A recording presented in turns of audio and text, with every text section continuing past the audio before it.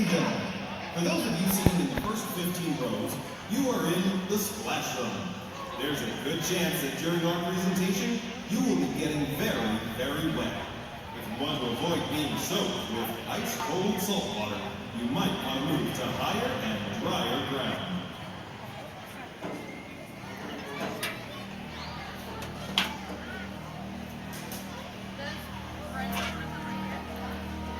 Hi everyone, my name is Julie, and on behalf of all of us here at SeaWorld, we'd like to take this moment to show our support to the men and women of our armed forces.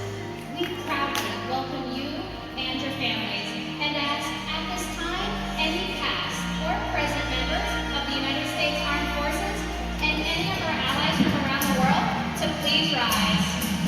Ladies and gentlemen, please join me in honoring these men, women, and their families.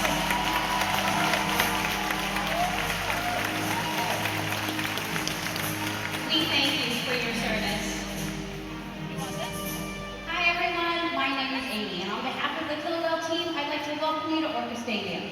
I've been a trainer for 20 years, and I can tell you it is more than just a job. It truly is a way of life. We have dedicated so much of our personal and professional lives to the care of these 5 killer whales. It is a huge responsibility, but ultimately a privilege to learn from, care for, teach, and build relationships with these amazing animals. We are proud of what we do, and we look forward to sharing what we have learned through these relationships with all of you today and for many years to come. So ladies and gentlemen, please enjoy Orca Encounter!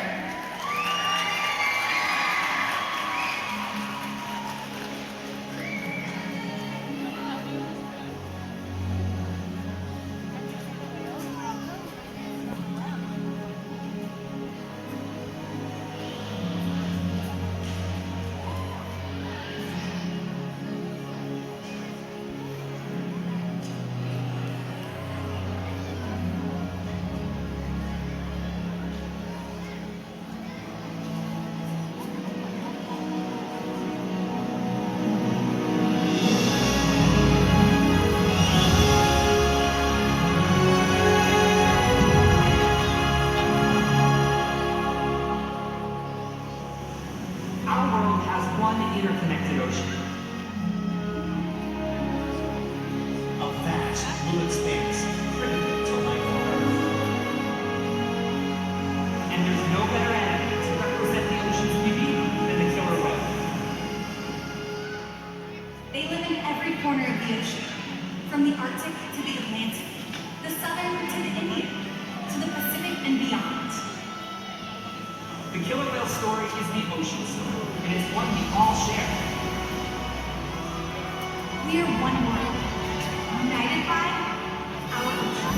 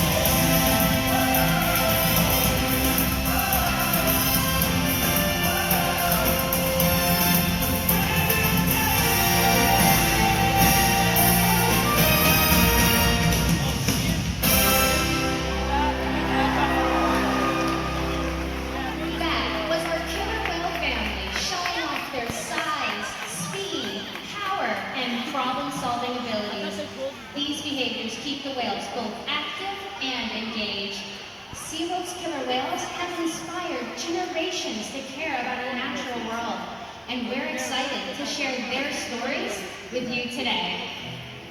Throughout today's experience, you will see the killer whales moving together in unison. These synchronized behaviors help strengthen social bonds and allow them to problem solve as a group. This is just another reason why they are known as the ocean's top predator. Their scientific name is Orca. Their common name, the killer whale. Our 5 whales have their own personal names. Our 2 males are Tuar and Kayuka, and our 3 females are Takara, Sakari, and Kamea. Kamea is our youngest whale at just 9 years old. Her mother Takara is our oldest whale at 31 years old. Takara is the matriarch of our pod, which means she's the leader. These whales trust us and take an active role in their own health and well-being. Through the use of positive reinforcement training techniques, we are able to teach them husbandry or healthcare behaviors. Trainers Jacqueline and Amy are joining us on this ladder to demonstrate some of those behaviors for us right now. Thanks, Julie. Hey guys, I'm over here with 23-year-old Tuar. Now Tuar's going to demonstrate one of the first behaviors that we train all of the whales here at SeaWorld, and that's called a fluke present. Now from this fluke present, I can see the entire underside of his body. It also gives us access to the easy-to-see shallow veins that are located right here on his tail flukes. Now once a month, our veterinarians will come and take a blood sample from these tail flukes, and that's just a part of their monthly physicals. Now as you can see, the whales are trained to remain very calm and relaxed during this procedure. Now, they have very sensitive skin, so throughout today's presentation, you may see some of the trainers giving them back rubs, belly rubs, rubs on their pectoral flippers, and that's just one of the many ways that we can build our relationships with them. That's exactly right, Amy. Hey everyone, Kayuka and I are on the other side of the stadium, and he is going to be demonstrating another important behavior that we train the whales, and this is called, this is their weights. Now located in one of the back adjacent pools is a killer whale-sized scale, and at least once a week, we will ask them to slide their entire body out of the water and on that scale. Now, in this position, which Kayuka will demonstrate in just a second, you'll notice that there is a portion of his body that is still in the water. And this is from his dorsal fin all the way down to his tail flukes. That is called the peduncle. And that part of his body contains several powerful muscles and can weigh hundreds of pounds. So in this position, we wouldn't get an accurate weight. But in order to solve that problem, we simply ask him to lift his head and tail up and out of the water. And just like that, that's how we know Kayuka is weighing in at over 9,500 pounds. It's important for us to weigh our younger whales, like sisters Sakari and Kamea, to ensure that they are growing appropriately, and for us to weigh our older whales, like 31-year-old Kayuka, to ensure that he is maintaining a healthy weight. All of these behaviors and more help to ensure that the whales are both healthy and thriving. Thank you so much, Jacqueline. Now, I'm going to have the opportunity to tell you guys a little bit about how killer whales learn and how they communicate. Observational learning plays a key role in the lives of all killer whales. From the moment they are born, killer whale babies will watch their mothers and other members of the pod and play follow the leader and mimic their movements. Here at SeaWorld, they will play follow the leader and mimic our movements. So today, I'm going to ask everyone in the stands to be trainers today. How is that? Fantastic. So, everyone on my left side, we are going to do some follow the leader with Tuar. So, put your left hand in the air and give Tuar a big wave hello. Fantastic. He's paying very close attention to you. Killer whales are very curious animals and will often be seen spy hopping or even leaping completely out of the water to get a better view of their surroundings. That behavior is known as a sighting bow, and we're going to have the opportunity to ask Tuar for that right now. So everyone on my left side, take your left hand, point it right at Tuar, and throw it over your right shoulder. Run.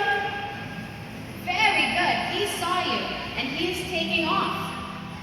Oh, actually, he had such a good takeoff because you guys did such a good job giving him that hand signal that he's getting a nice, juicy salmon. So thank you, guys. Look at all those fish he's getting. You guys are fantastic trainers. And now we're going to ask him for that same exact behavior. So again, take your left finger, point it right at Tuar, and throw it over your right shoulder. Fantastic. So he is going to take off to the bottom of his 40-foot deep habitat, and he is going to use his powerful peduncle muscle to lift himself up and out of the water. This is Tuar. Beautiful job, Tuar. He got a very good look of everyone here. So now on the other side with Jackman and Cayuga, we're going to learn a little bit more about how killer whales communicate, and they manipulate the vocal on the top of their head to do that. So everyone, take your 2 fingers, put them out, and conduct like you're conducting an orchestra.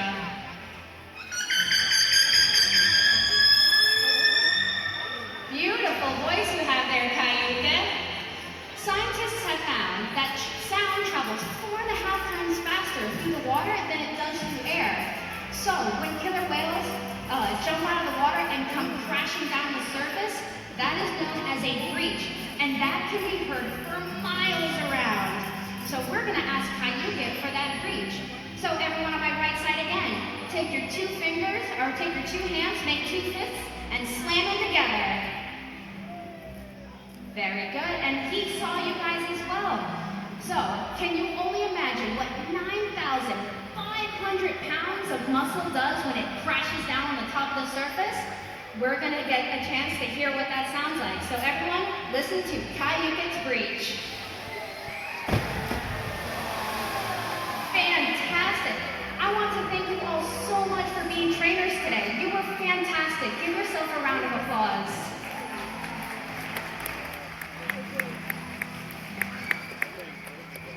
As you can see, killer whales can communicate by leaping out of the water and making a huge splash. SeaWorld's research and observations of the killer whales in our care has shed light on many mysteries about these amazing animals. For example, we know that the gestation period for a pregnant killer whale is 17 months. That information is impossible to obtain from the wild. However, some research can only be gained through field observation. This is why SeaWorld works closely with our partners, like the Norwegian Orca survey, to help further our knowledge. Killer whales are remarkable, powerful animals, and perhaps the best expression of that power is when they hunt. Killer whales stand apart. They have no natural predators, and just about any other ocean animal can be their dinner. Depending on where they live and their chosen prey, they've developed some epic hunting techniques. Off the coast of South America, killer whales will feed themselves, riding in on waves just long enough to catch prey. They'll also create waves that knock animals like penguins or seals from ice floes. Most importantly, they cooperate, communicate, and coordinate as a team. In the ocean, killer whales will create waves to hunt, use fluke slams to stun their prey, and they can even beach themselves up and out of the water. For our whales, it's just a fun demonstration. But for you, it's the thrill of the hunt.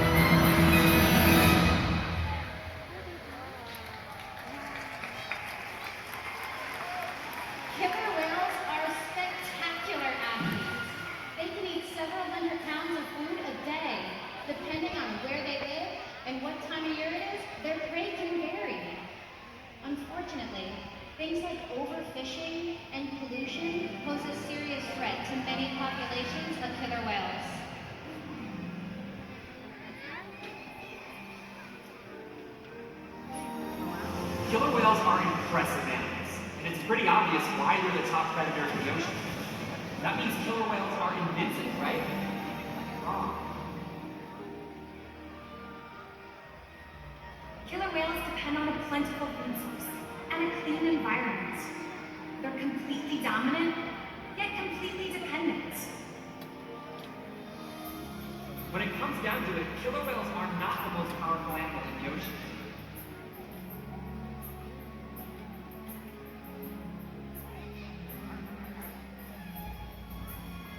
Their future depends on you.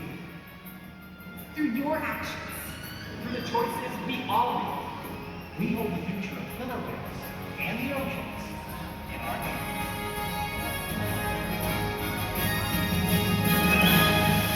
Together, we've got this.